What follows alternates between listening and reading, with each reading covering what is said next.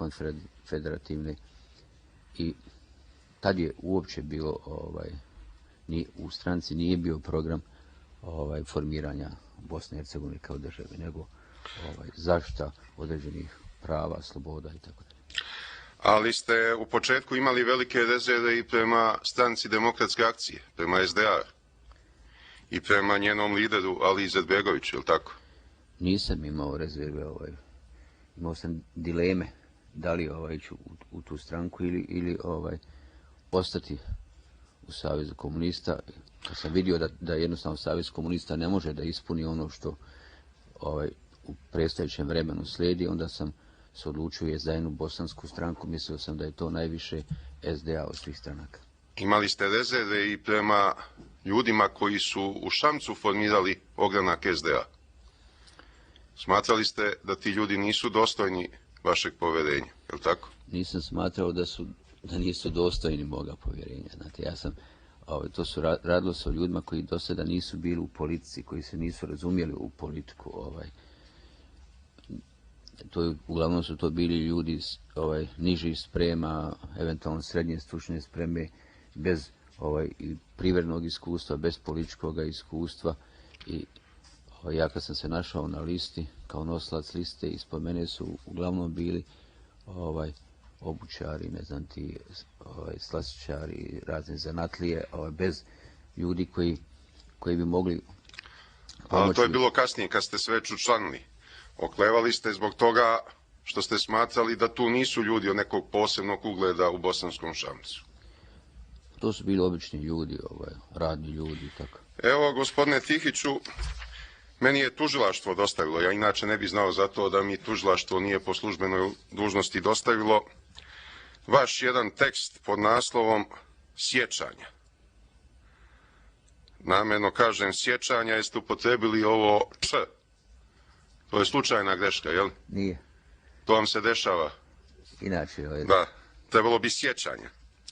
Ali vi ste to pisali za Državnu komisiju za prikupljanje činjenica o ratnim zločinima, je li tako? Nije, to sam ja pisao kad sam izašao iz logora.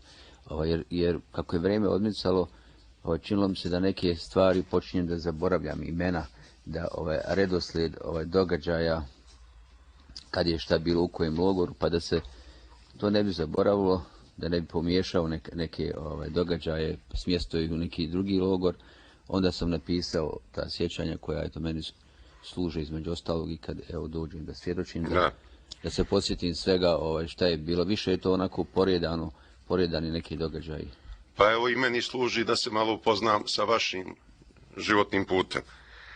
Jer ja drugih izvora nemam, meni su ovamo prekinuli kontakte sa mojim saradnicima, pa sam ja samo na osnovu dokumenata koje mi je tužilaštvo dalo pripremao ovo nakrsno ispitivanje. Vi na drugoj strani te veoma obimne ispovesti, nekih 65 strana gusto kucanih, kažete da ste prisustvovali na osnivačkim skupovima svih, odnosno na promotivnim skupovima svih partija koje su formirane u Bosanskom Šamcu, i onda iznosite da ova stranka Demokratske akcije nije vam bila po volji, jer je to bio, sada citiram, uglavnom skup sitnih privatnika, ljudi bez posebnog ugleda u šamačkoj sredini, te muslimana koji su bile došlje, dakle koji su došli od nekog drugo. Od toga vremena razni aktivisti SDA sa mnom razgovaraju da se učlanim u SDA, nude funkciju predsjednika i sve drugo, samo da se prihvatim članstva. Jer su računali da ćete vi sa sobom privući uglednije ljude iz Bosanskog Šamca. Je li tako? To su vaše reči ovdje. To je vaša ocena stranke SDA u vreme njenog formiranja. Pa to uglavnom su sve stranke na početku imali dosta loš, slab kadrovski potencijal. To se vidjelo i kasnije kada se formirala vlast, da fali ljudi sa političkim znanjem i iskustvom. Onda ste u jednom trenutku imali namjeru da se učlanite u liberalnu stranku koju je predvodio Rasim Kadić, je li tako? Da, to su te dileme o kojima sam govorio. Da. I ta vas je stranka razočarala nekim svojim odnosom, pa ste od toga odustali. Oni su izdali jedno saopćenje. Ja sam došao maltene da se učlanim tu stranku. I onda su oni izdali jedno saopćenje koje mene posjećalo na politički rad Saveza komunista, gdje oni zbog toga što je, ne znam, Rasim Kadić samo bio prisutan osnivačkoj skupštini SDA, oni njega osuđuju. Smatrali ste da nisu dovoljno politički tolerantni, jednom reći, je li tako? Dobro. Sasvim je logično da neko pristuje osnivačkoj skupštini druge stranke, kao što smo i mi u Šamcu pristovali, a da zbog toga ne mora biti osuđen politički. Pa ja vas potpuno razumem. Ja sam, na primjer, bio na skupovima Demokratske stranke u vreme osnivanja i nekih drugih stranaka, ali mi nije padalo na pamet da se u njih učlanjujem. Dakle, tu nije ništa čudno.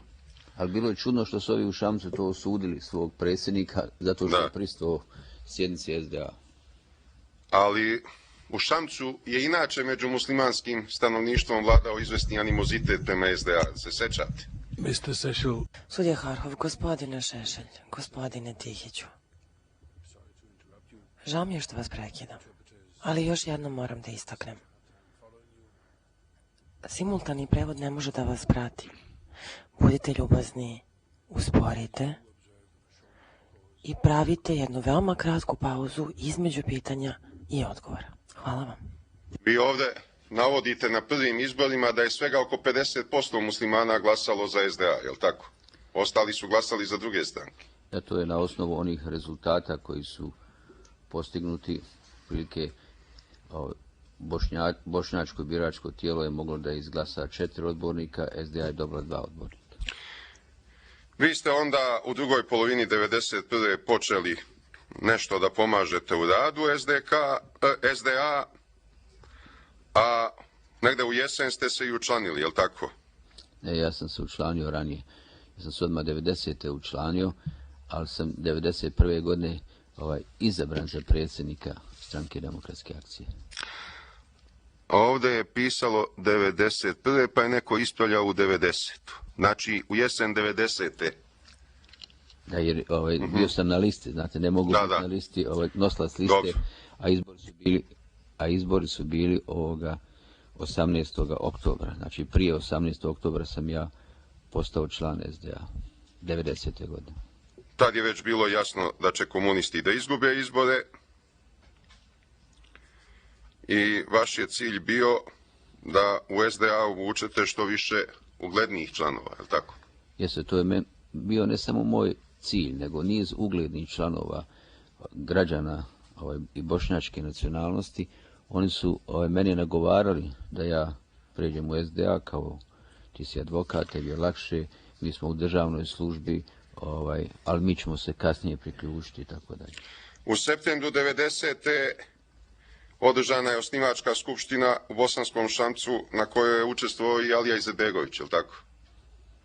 Jeste, na toj skupštini učestvovao i gospodin Izetbegović. Međutim, juče me je iznenadio vaš odgovor na moje posljednje pitanje pre završetka jučerašnje sesije. Vi ste izjavili da niste nikad podržavali Adila Zulfikar Pašića, Muhameda Filipovića i njihovu bošnjačko-muslimansku organizaciju. A ovde u vašoj izjavi na 3. strani nalazim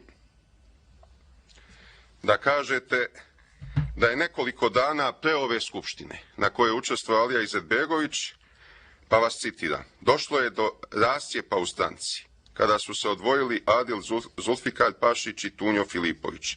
Vodioci, molim gospodine Šešelja da čita sporije, hvala. Tunjo, to je poznati nadimak Muhameda Filipovića. To je kod mene stvorilo dilemu. Da li da se uključim u rad stranke, jer u to vrijeme su mi se više sviđala njihova gledišta. To je bio razlog zašto nisam javno na toj skupštini pristupio u članstvo SDA. To su dakle vaše reči. Vi ovde kažete da su vam se više sviđali njihovi politički stavovi i da ste njih podržavali. To je jedna od dilema zbog čega sam ja odlučivao hoću li ili neću u Stranku demokratske akcije, jer u javnosti profesor Muhamed Filipović je bio ugledna ličnost, Zulfikar Pašić isto tako na jednoj strani, Alija Izetbegović je bio popularan u narodu i ja sam razmišljao tada